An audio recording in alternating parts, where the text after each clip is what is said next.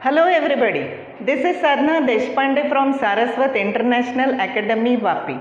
Students, today we are going to deal with second poem of your English syllabus of 12th standard.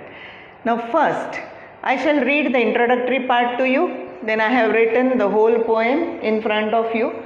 So half of the poem I have written here as the poem is longer one. So I have divided it into two parts.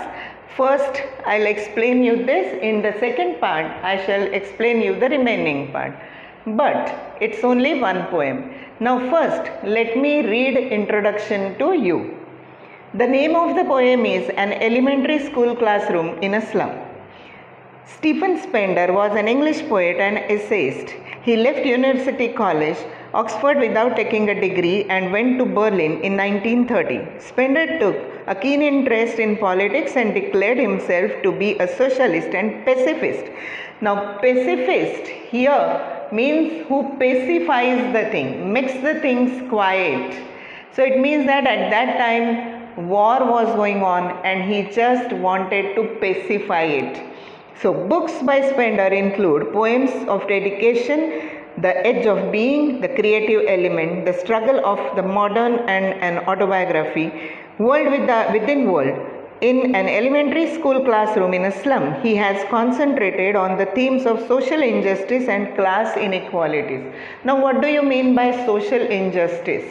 Actually, so our society is divided into two parts, or rather two stratas. Those who are affluent people, rich people, economically sound people, it's one strata, and then second is those who are underprivileged or those who are not privileged to have enough money and those who are not having basic necessities of life also. So these are socially and economically deprived people about whom the poet has given voice to. Now, this is specifically about a school, an elementary school. Elementary school, you can call it a primary school or you can call it a school which is very raw. Now, the school in which you study, it has got great building, it has got great facilities also. You people are privileged people. The students here, those who study, they are privileged students. Those who have got every single facility. But whether that is the case with the slum students or the students those who live in slum areas and the schools which are in slum areas. Okay, so today we are going to deal with such one school, or rather one such school which is there in slum area. Now I have written half of the poem for you people so that you can just, I will read the poem, I will read it line by line and afterwards you can get the explanation. Now see the first two lines. Far, far from gusty waves, these children's faces. Now gusty waves, some of the words meanings I have written for you. It is gusty waves means the waves which blow strongly, the wind which blows strongly. Now far, far from. Why far, far from? Because the school is in slum areas. It is not in main locality of any city, but it is far, far away from the gusty waves of the sea. Now these children's faces like rootless weeds. Now you know weeds. Weeds are unnecessary plants which grow unnecessarily. Okay, and again they are rootless. Why the children's faces are considered or told as rootless weeds? Now if the weeds are rootless, then they move here and there, wander here and there, they don't have any root in them. So that's why they wander here and there. So the children's faces like rootless weeds they are malnutrited. Actually the children, they don't get that much nourishment and that's why they are malnutrited children and their faces are like rootless weeds.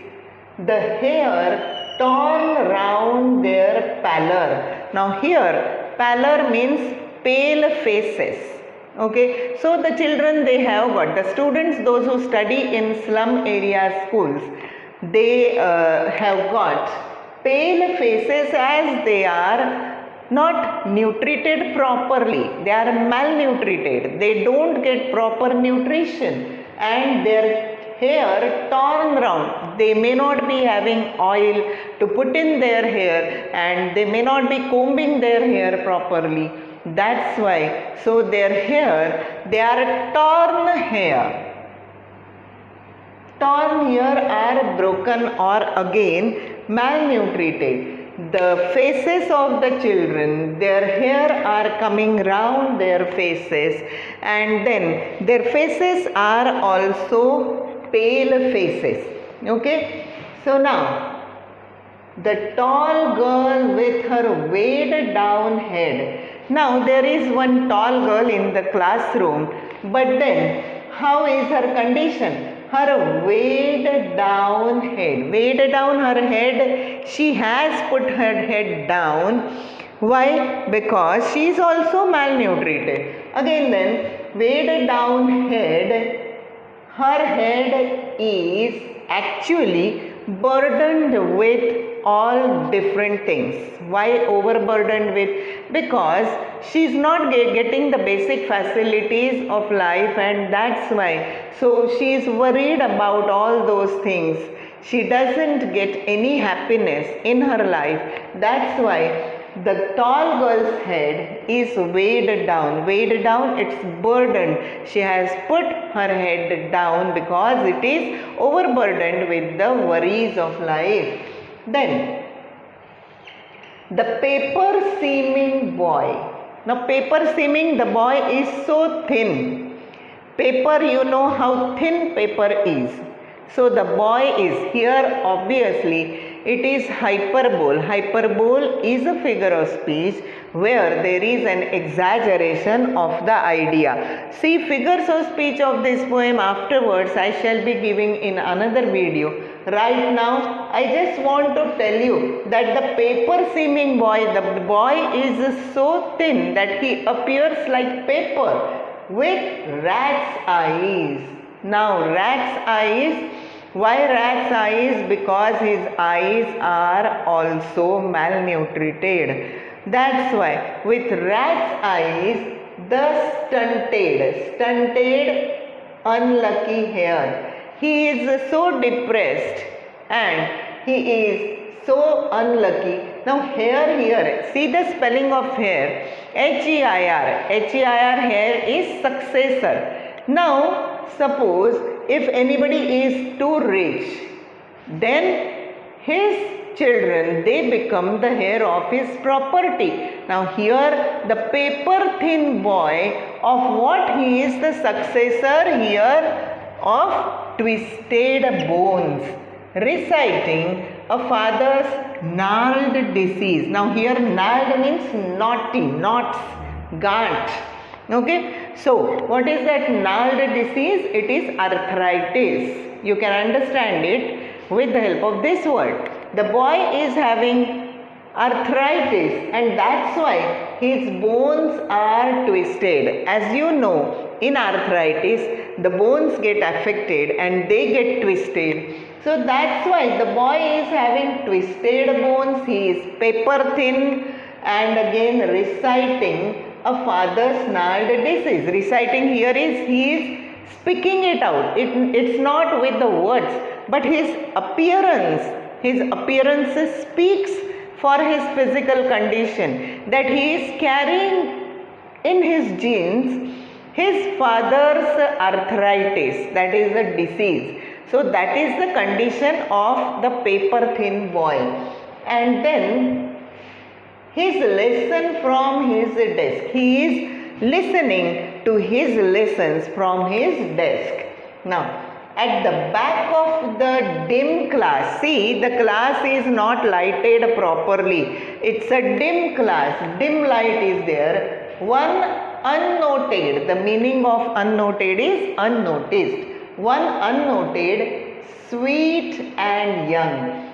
See, the boy is reciting or speaking out his father's disease. Speaking out means physically his appearance is speaking about his father's disease which he has inherited. Okay, then he is unnoticed also. Nobody notices him. He is sweet and young.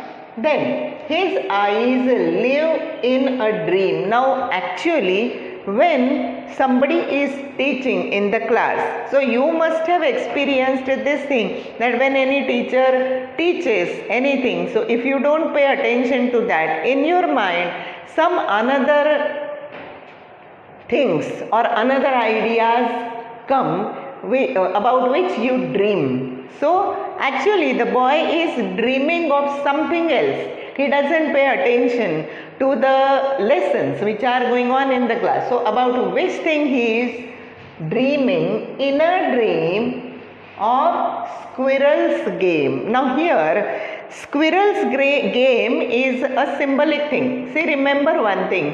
Poems are different from prose in one manner. In prose or in lesson, everything is written directly so that when you read that you can understand. In poem, many things are there which are symbolic things.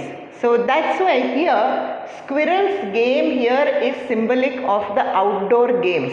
The boy may be getting rarely the opportunity to move outside and then play the games, outdoor games which you are capable of, and that's why. So squirrel's game, he is just dreaming about squirrel's game which he might have seen, or then he may be dreaming about the outdoor games. In tree room, so he might have seen that outside, he might have experienced that. Sometimes he might have seen a squirrel playing the game in the tree room. That's what he is dreaming about. Other than this means other things than this thing which is going on in the class. Many times it happens that whenever the teachers are teaching, your mind is outside, and that is the condition of the child, the boy who is sitting there in a slums school's classroom. So that's why here it is said that he is dreaming about something else other than the things which are going on in the class. On sour cream walls. Now here sour cream walls are pale yellow. Sour cream color is pale yellow color, and the walls of the classroom, they are of that color. On sour cream walls, donations. Now donations in which form the school has got. Donations such as Shakespeare's head. Now here Shakespeare's head means Shakespeare's picture, photograph. There on sour cream wall, pale yellow wall, Shakespeare's photograph is hung. Cloudless at dawn. Now this is the dawn here is early morning. D-A-W-N. Dawn means early morning. So the color of the walls is pale yellow, and there inside the classroom Shakespeare's photograph is hung, and then the classrooms are cloudless. Classrooms are not actually cloudless, but the picture which is hung over there is showing something else to them. What is that? Cloudless at dawn, civilized dome riding all cities. Now these are the things which are shown in the painting which is hung there on the walls of the classroom, which is actually exactly opposite of their classroom. That's why the children or the students there, they cannot relate with these things. Why? Because their actuality is totally different, and the picture which is hung on the wall is exactly opposite of that. Now next, belled flowery Tyrolese valley. Now these are the things which are painted in the picture. What is that? Belled towers. The towers which have got bells. Then again flowery valleys.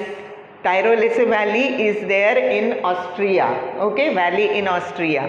Open-handed map. These are the things which are painted in the pictures, it means that the pictures are in total contrast with the condition of the children, and that's why they cannot relate with that.